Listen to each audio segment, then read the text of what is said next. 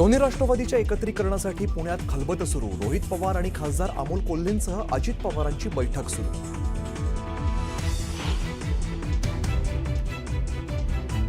पिंपरीत दोन्ही राष्ट्रवादीची बैठक पार पडली। अमोल कोल्हे, रोहित पवारांची अजित गव्हाणे यांच्याशी चर्चा। राष्ट्रवादीच्या इच्छुक उमेदवारांच्या जागी शरद पवारांच्या राष्ट्रवादीची जागांची मागणी।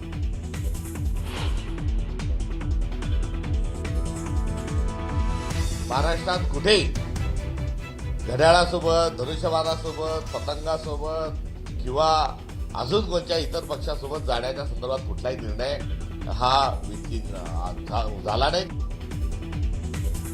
अजित पवारांच्या राष्ट्रवादीसोबत युतीची शक्यता काँग्रेसचे प्रदेशाध्यक्ष हर्षवर्धन सपकाळांनी काढली खोडून।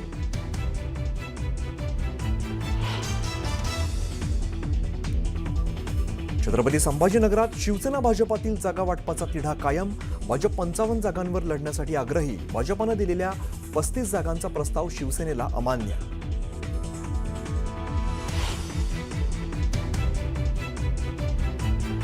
वसई विरारमध्ये महायुतीचा जागा वाटपाचा फॉर्म्युला अखेर ठरला। भाजपा 91 तर एकनाथ शिंदे यांची शिवसेना 24 जागा लढणार।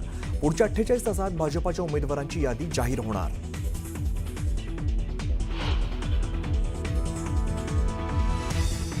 नाशिक भाजपामध्ये आयारामांना निष्ठावंतांचा विरोध। विनायक पांडे, यतीन वाघ आणि दिनकर पाटील यांच्या पक्षप्रवेशाला विरोध करत भाजप कार्यकर्त्यांची गिरीश महाजनांसमोर घोषणाबाजी।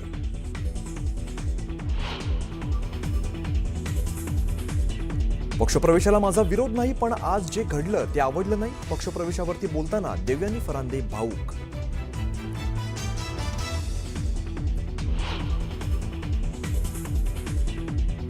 पुण्यात दोन्ही राष्ट्रवादी एकत्र निवडणूक लढवण्याच्या तयारीत असताना काँग्रेसची नवी खेळी। उद्धव ठाकरेंची शिवसेना आणि वंचित सोबत आघाडी करण्याची शक्यता, सूत्रांची माहिती।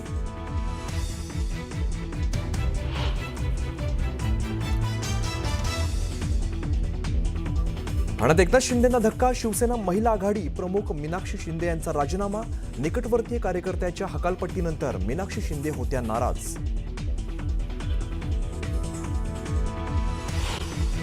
ठाकरेंची युती, मराठी अस्मिता या मुद्द्यांची तुम्ही आम्ही अगदी चवीनं चर्चा करतोय, पण तुम्हाला माहितीये का, नेत्यांची गडबड काही वेगळीच आहे। त्यांना काहीही करून आपल्या मुलाबाळांची सेटिंग लावायची आहे। त्यासाठी त्यांनी जबरदस्त फिल्डिंग सुद्धा लावलेली आहे। बाकी लढाई निष्ठावंतच लढणार आहेत। बघूया। ठाकरेंच्या सेनेला घराणेशाहीचा विळखा। नातेवाईकांच्या उमेदवारीसाठी नेते आग्रही। निष्ठावंतांच्या हाती आश्वासनाची शिदोरी।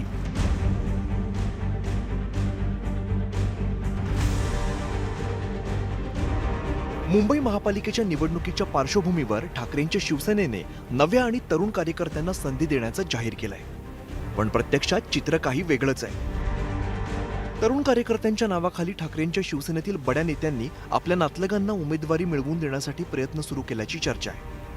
तब्बल 8 वर्षांनंतर निवडणुका होऊ घातल्याने निष्ठावान कार्यकर्त्यांच्या अपेक्षा उंचावल्या, तसंच इच्छुकांची संख्याही वाढली। पण पक्षातील बडे नेते घरात उमेदवारी मिळावी म्हणून प्रयत्नशील आहेत।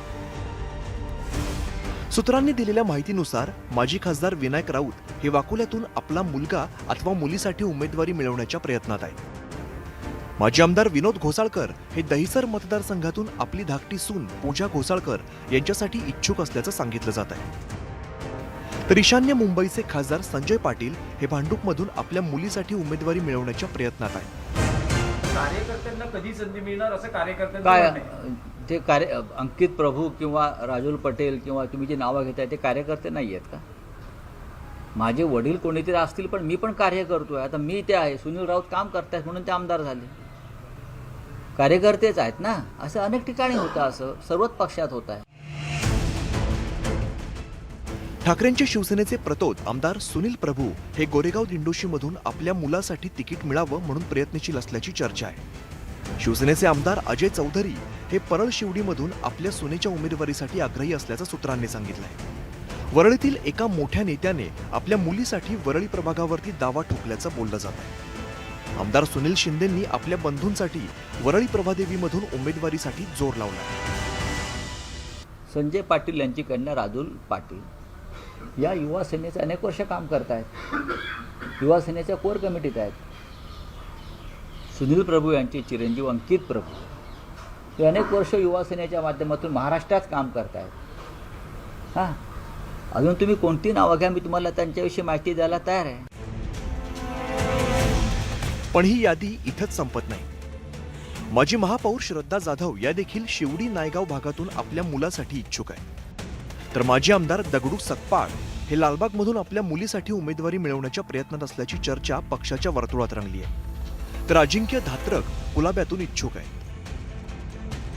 त्यांच्याकडे पद्धतच तशी आहे ना. सत्ता कोणाला पाहिजे, महाराष्ट्राचा मुख्यमंत्री कोणाला व्हायचंय, विरोधी पक्षनेते कोणाला व्हायचंय, सगळं त्यांनाच व्हायचंय. कार्यकर्त्यांनी फक्त सतरंजे उचलायचे. एखाद्या कार्यकर्त्याला तिकीट द्या ना, काय फरक पडतो. नातेवाईकाला घेतात, प्रत्येक पक्षावाले देतात, परंतु ते एका लिमिट पर्यंत असतं. तुम्हाला सत्ताच घाशात घालायची, ही तुमची मानसिकता चुकीची.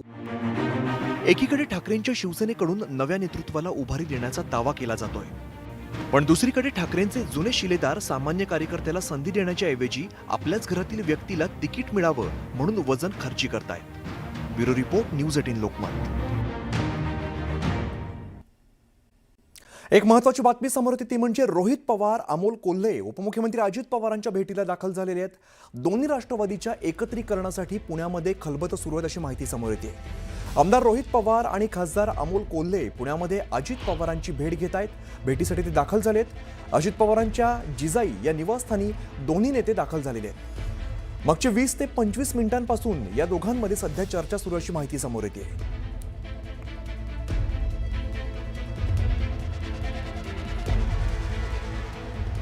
तर राज्यात घड्याळासोबत, कमळासोबत किंवा धनुष्यबाणासोबत जाण्याला कुठलाही विचार नाही अशा शब्दात काँग्रेस प्रदेशाध्यक्ष हर्षवर्धन सपकाळ यांनी काँग्रेसची भूमिका स्पष्ट केलेली आहे. राज्यातील महानगरपालिका निवडणुकीमध्ये वंचित बहुजन आघाडीबरोबर आघाडी व्हावी यासाठी प्रयत्न सुरू असल्याचंही त्यांनी सांगितलं आहे. आज एकंदरीत इंडिया अलायन्स व समविचारी पक्ष यासोबतच आघाडीच्या अनुषंगानं काही ठिकाणी ही चर्चा झाली आणि तशा प्रकारचे प्रस्ताव आले. महाराष्ट्रात कुठेही घड्याळासोबत, धनुष्यबाणासोबत, पतंगासोबत किंवा अजून कोणत्या इतर पक्षासोबत जाण्याच्या संदर्भात कुठलाही निर्णय हा झाला नाही, कारण अशा प्रकारचे कोणताही प्रस्ताव हा अगदी थेट इंजिनपर्यंत कोणाचाही प्रस्ताव आला नव्हता. त्यामुळे आम्ही स्वबळावरही काही ठिकाणी जात आहोत, काही ठिकाणी आम्ही अलायन्सच्या सोबत देखील जात आहोत. TJSB बँकेनं 2026 या वर्षासाठी कॅलेंडरचं अनावरण केलं. छत्रपती शिवाजी महाराजांच्या युनेस्को मान्यताप्राप्त किल्ल्याची थीम असलेलं हे वार्षिक कॅलेंडर आहे आणि या कॅलेंडरचं अनावरण मंत्री आशिष शेलार यांच्या हस्ते करण्यात आलं. कॅलेंडरच्या मुखपृष्ठावर छत्रपती शिवाजी महाराजांच्या हाताने रंगवलेलं चित्र आहे. कॅलेंडरच्या प्रत्येक महिन्यामध्ये युनेस्कोने सूचीबद्ध केलेल्या 12 किल्ल्यांपैकी प्रत्येक किल्ल्याचं संक्षिप्त वर्णन आहे. QR कोड स्कॅन केल्यानंतर संपूर्ण किल्ल्याचा इतिहास, वास्तुकला आणि महत्त्व याबद्दल तपशीलवार ऑडिओ कथन मिळत असल्यामुळे हे कॅलेंडर एक वैशिष्ट्यपूर्ण कॅलेंडर बनलंय.